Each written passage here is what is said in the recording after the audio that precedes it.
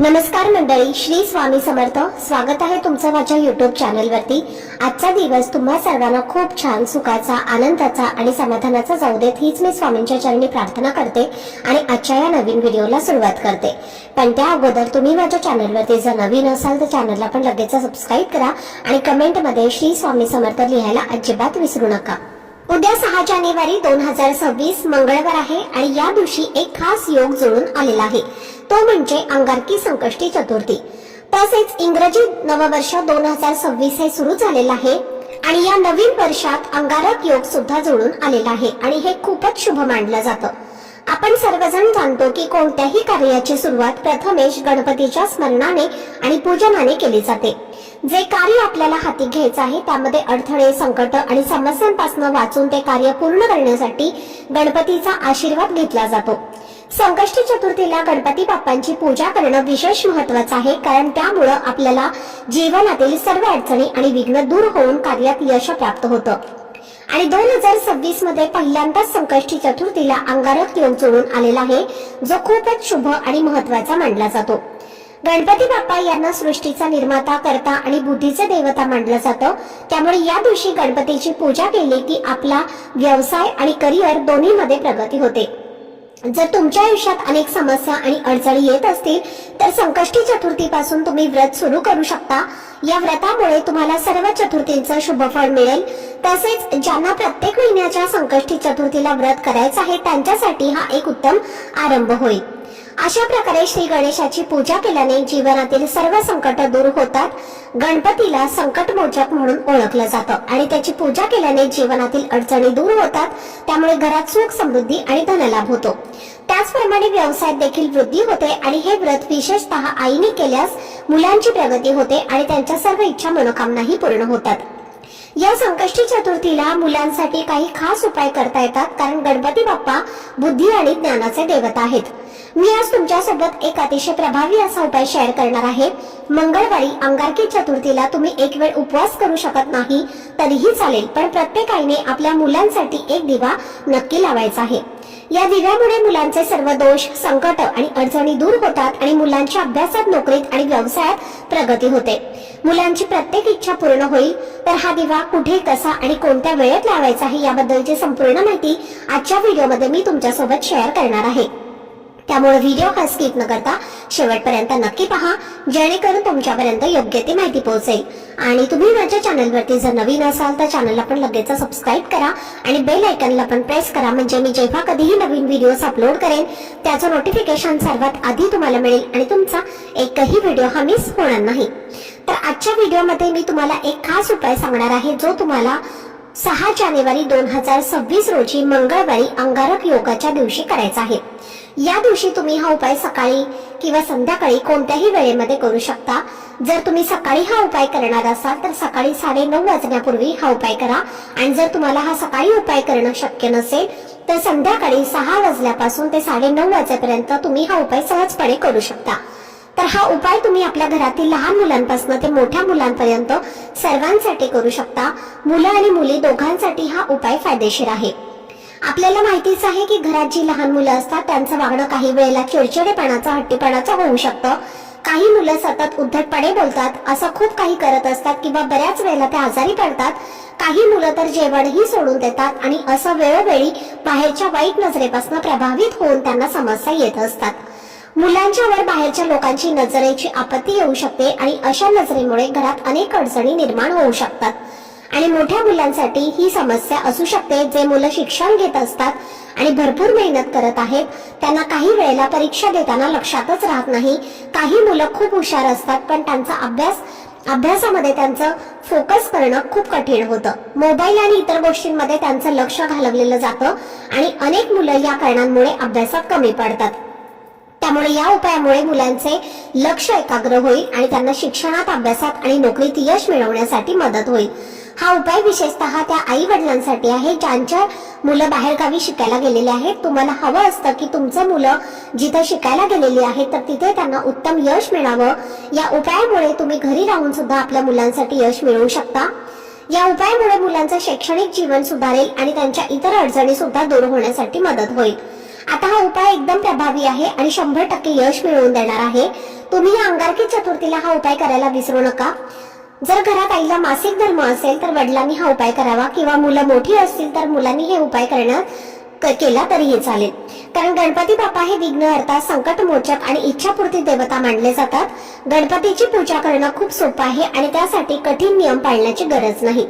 गणपती बाप्पा लवकर प्रसन्न होतात आणि त्यांची कृपा आपल्यावरती असते।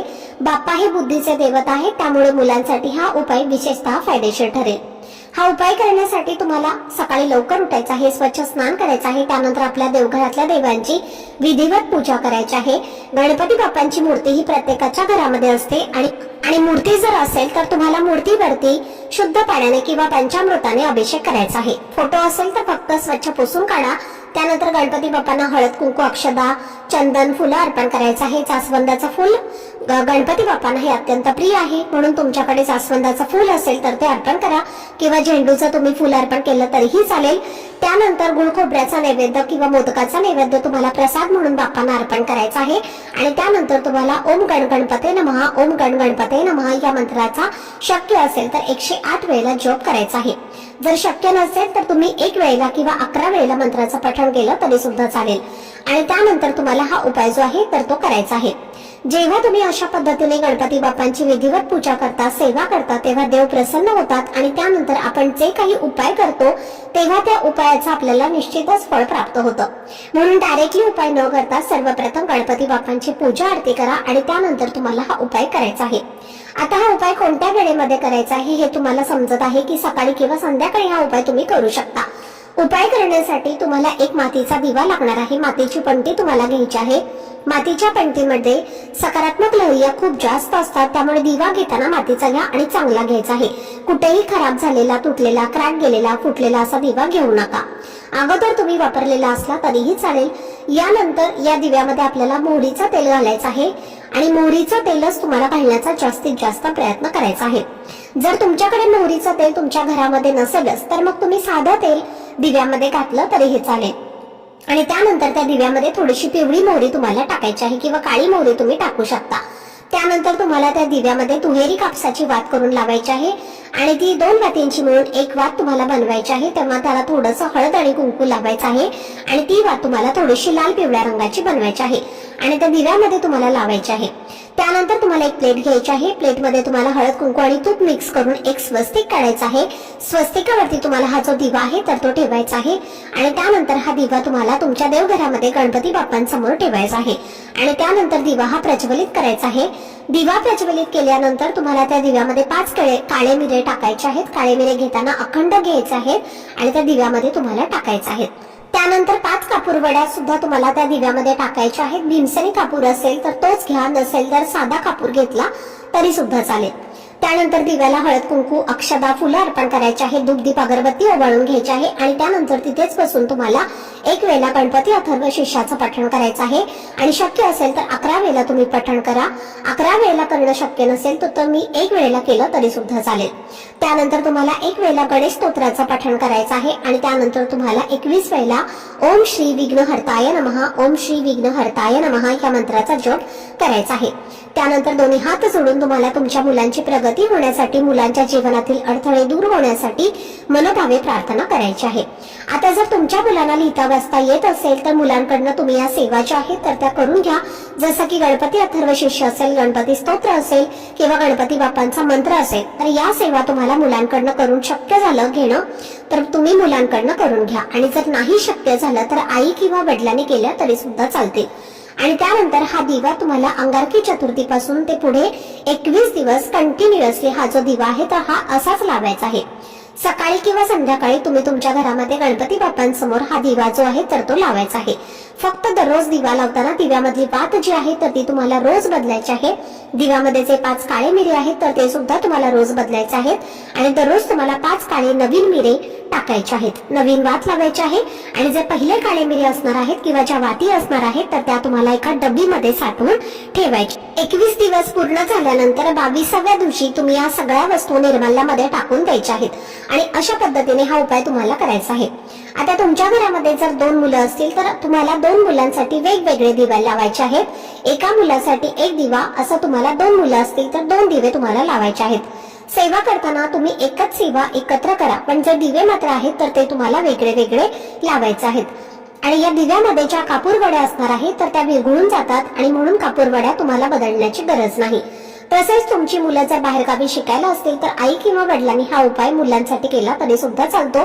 त्याचबरोबर या दिवशी तुम्हाला मुलांकडनं 21 दुर्वांची जोडी ही गणपती बाप्पांना अर्पण करायला सांगायचं आहे. मुलांच्या हातून अर्पण करायचे आहे.